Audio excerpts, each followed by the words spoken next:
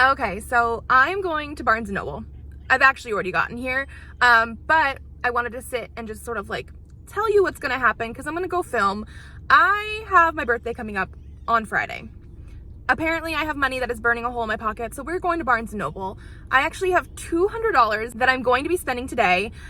This is the money that I saved last year in 2024. So for saving $1 for every book read, plus $1 for every book on my TBR that did not get read, I saved $200. So I have $200 that I'm now going to use to buy books.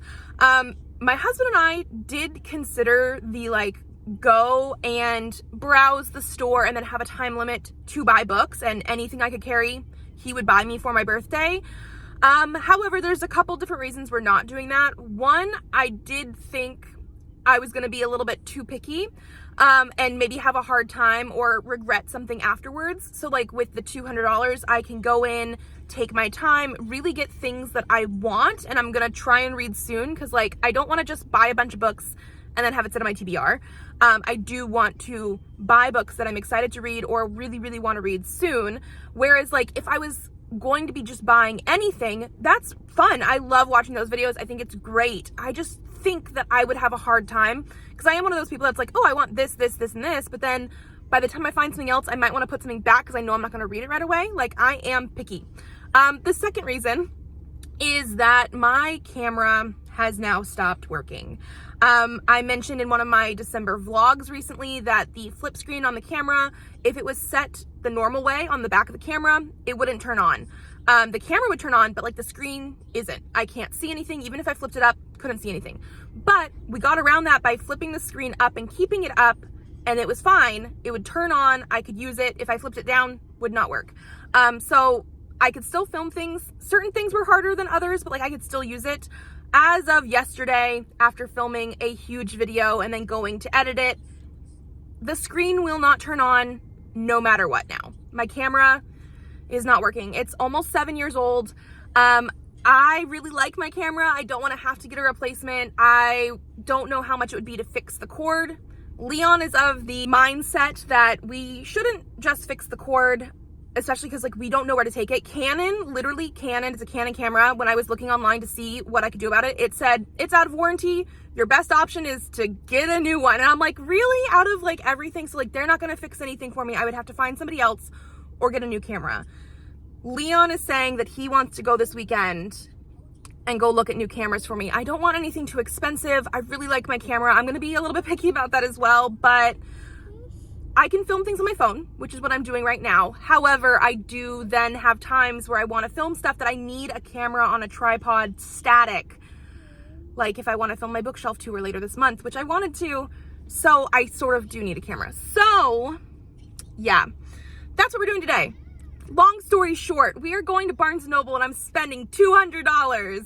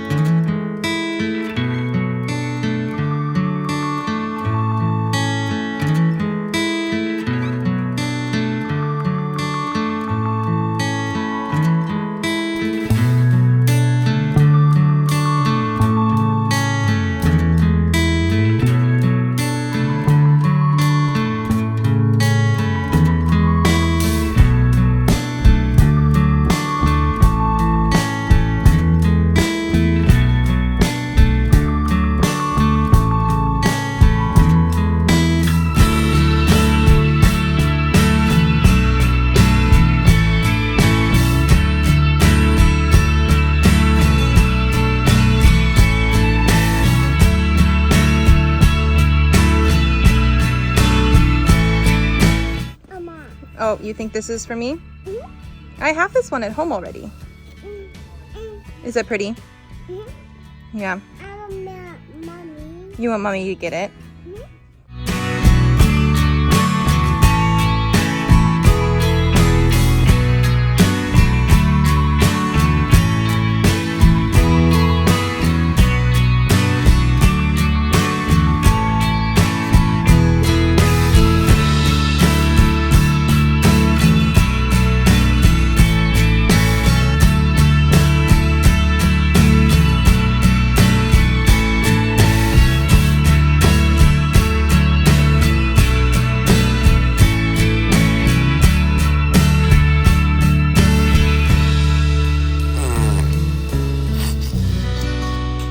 Okay, so I have my books here.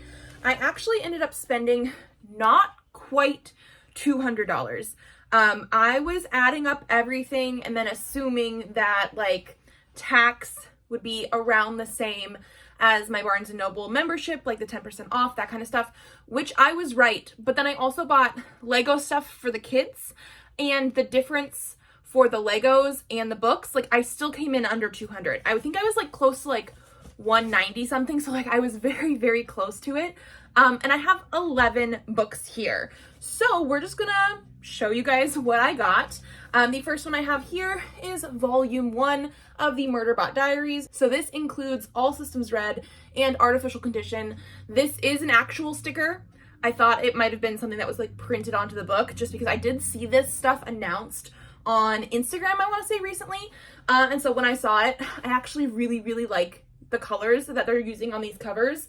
When I saw it, I knew I had to get it. I have already read both of these. They're novellas, and so it's not like a very big book, but I've already read both of those, so they're not going on my TBR. Then I also picked up volume 2. Did I say that these are by Martha Wells? Maybe. So this one has Rogue Protocol and Exit Strategy. These are the two that I saw at my Barnes & Noble. Apparently there is a volume 3 that will include Fugitive, Telemetry, and System Collapse. I think they're only doing volumes like this for the novellas in the series. So I will probably still have to get the actual book novel as well. I like how big the font is on these. So they are novellas, and now it's like almost like a normal size book, and there's 2 for each one. I have not read these. I have read this. So like this one's not going on my TBR. This one is. But I do really just like the covers that they're using for those. So I had to pick those up. Obviously those are adult sci-fi. I got a lot of fantasy stuff this time, which is not a big deal. I do really like fantasy. I think part of it is the last time I went to Barnes & Noble and bought a bunch of stuff, I think I got a lot of romance. And I have a lot of like romance on my TBR right now for January. So I think I was just gravitating towards other things. So the next thing that I picked out was Cry of Metal and Bone by L. Penelope. This is the 3rd book in the Earth Singer Chronicles. I have read books 1 and 2. Book 1, I gave 5 stars. Whatever year I read it, it was one of my top books. Book 2, I think I gave 4 or 4.5. Like it was still good. Not my favorite, but I absolutely love this world and everything that goes on here. And so I do want to continue with this series. And this is one of the chunkier books that I got. But I definitely picked this one up. Then I went into the middle grade section. I got Inkheart by Cornelia Funke. I don't know how to pronounce it. I have never read these. I do really prefer the like, not the most recent cover. This is the most recent cover. The one that was like before this one that I think was maybe just a UK cover. So I was like holding out to potentially get those because again, really cool colors and things like that. But I'm pretty sure I heard that there was going to be more books coming in this series or a spin-off series, something like that. And so this is like a very classic middle grade fantasy type of thing where like books and things from books can come to life. I've seen the movie with Brendan Fraser. I know some people say that they don't really like the movie if they liked the book. So I'm going into it knowing it's not going to be exactly the same, but I had to pick it up as well. I also picked up The Teller of Small Fortunes by Julie Young. This one, it's supposed to be cozy fantasy. I heard quite a bit of stuff about this near the end of the year, like just people talking about, oh, this is going to be coming out. I think it's a recent release. And it's something that I have had on my radar. Like I've been really, really interested in it, especially because it is being compared to like cozy fantasy type of things, which is one of my favorite things right now. I think I actually got a lot of cozy fantasy more than just plain fantasy. And it did say it was for readers of Travis Baldree and Sangu Mandana. I loved Travis Baldree, the first book that I read, Legends and Lattes. And so, yeah, cozy fantasy. I had to pick it up. I also picked up House of Frank by Kay Sinclair. This is one of those ones that I am just fully into it because of the hype, because it's from like an indie small press, Easy Cat Press, and I've heard good things about it. Again, I'm pretty sure this is supposed to be some sort of like cozy fantasy. It does say Rebecca Thorne blurbed it. It's a heartbreaking and magnificent debut that offers space to sit with grief and reads like a warm hug. Like, I had to pick it up. I'm going to say that a lot, apparently.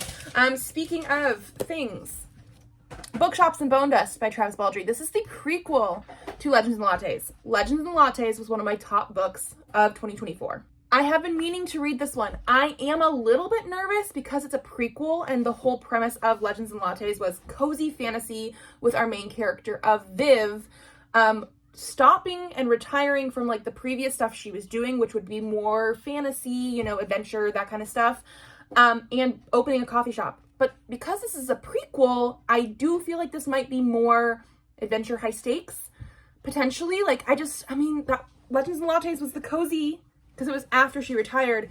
This is a prequel. I do still want to read it. I really did like the writing style and everything of the first one. And there has just been an announcement recently, within the last week or so, that we are going to have a sequel to Legends and Lattes. It's following a different character, so I think obviously the Legends and Lattes and this one I think follow Viv.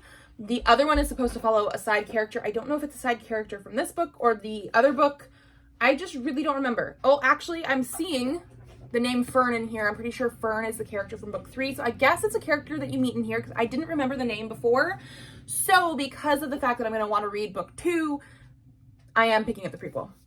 Okay, what else do we have in here? More fantasy stuff. The next one I have in here is Can't Spell Treason Without T. This is the Rebecca Thorne that blurbed the other book that I wanted to read. This has been on my radar for a while. This is again supposed to be like a cozy fantasy pirate-y one, or at least one of the books in the series is piratey. And it says it's a cozy fantasy steeped with love. From my understanding, is going to be sapphic, and I mean pretty edges. Like, I like that we're getting some like really cool edges and things nowadays, just like sort of standard. So yeah, I got that one as well. Then I also picked up Emily Wilde's Encyclopedia of Faeries. I have never read this one, definitely been on my radar. I like the covers that came with the hardcovers, but when I saw this one, I was like, you know what? I actually don't mind this, and I like that we have deckled edges. I know some people hate that, but we have like, it's a paperback, but it has a flap. It has deckled edges. Apparently it's an exclusive edition. I'm sure it's just like the color of the cover or something. But again, cozy fantasy type of stuff. I definitely do want to read it. Okay, a couple more things. We're moving out of the fantasy area and I went into like the horror area. We picked up Mr. Magic by Kirsten White. This is one that again has been on my radar for a while. I'm very intrigued by this. Apparently it's supposed to be like about a children's TV show or something like that from like back in the day, and something bad happened, and now the people that used to work on it, like the child actors or something, are coming back and figuring out what happened. I'm pretty sure we're gonna have maybe some sort of like paranormal type of twist. I'm hoping it is. We'll see what happens, but I feel like this just sounds really intriguing. And then in a similar vein, in the fact that it had TV, VHS, I picked up Ring by Koji Suzuki. This is obviously the book that the movie Ring was based off of. I have seen the American remake, and I have seen the original, which I'm pretty sure was called like Ringu or something. Back when I was in high school, I watched that one. And I just, I saw this. This is, again, a Barnes & Noble exclusive. It has special content. I just really like the edges, too, where it looks like, the fuzzy TV screen.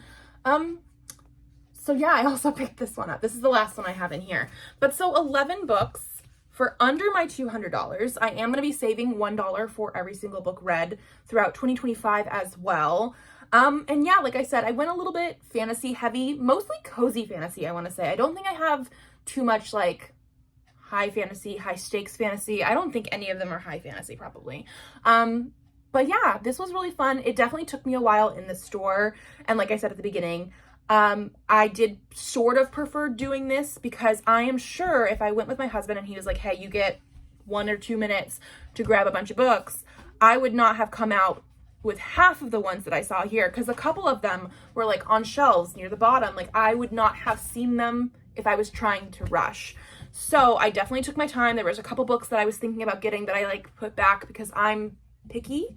I want things that I'm hopefully going to read soon. Like I'm very excited about pretty much all of these. And yes, my hand is all the way up here because that's where it went. So yeah, I spent money for books. I'm hoping because I did this with my $200, I'm probably not going to be buying a lot more books throughout the beginning of the year at least. Maybe if like Barnes & Noble does one of those like 25% off sales for pre-orders, I will probably do some pre-order stuff. But otherwise, I want to try and read at least 50% of the books that I buy throughout the year. So that means I need to get a move on, doesn't it? If you guys like this video, give it a thumbs up to let me know. Subscribe to this channel if you'd like to see more videos. I do have videos coming out Tuesdays, Thursdays, and Saturdays. So I will see you then. Bye.